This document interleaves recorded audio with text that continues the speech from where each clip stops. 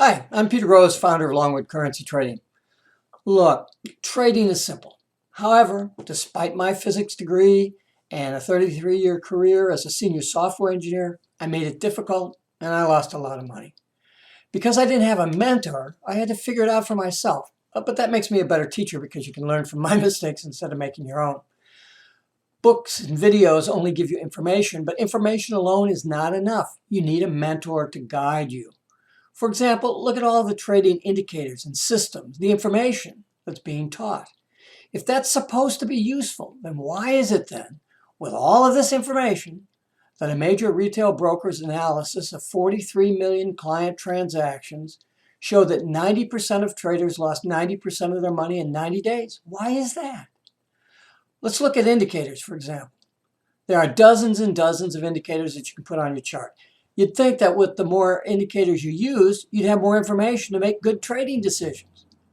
Well, that couldn't be further from the truth.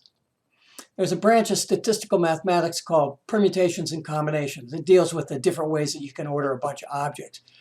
For example, if you have two objects, A and B, there are 4 possible permutations. There's A or B or AB or BA. What this means then is that by using just 5 indicators, like a moving average, stochastics, RSI, whatever, just 5 indicators, there are 312 possible permutations those 5 indicators could be applied in. That's too much information.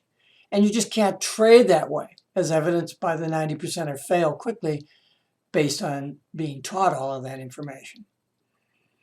I use a simple process that consists of just a few basic rules, each having just one of 2 possible options to choose from.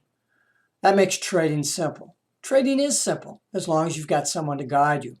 I hope my videos will give you a different view of trading, whether you're just starting out or have experience. Thanks for watching.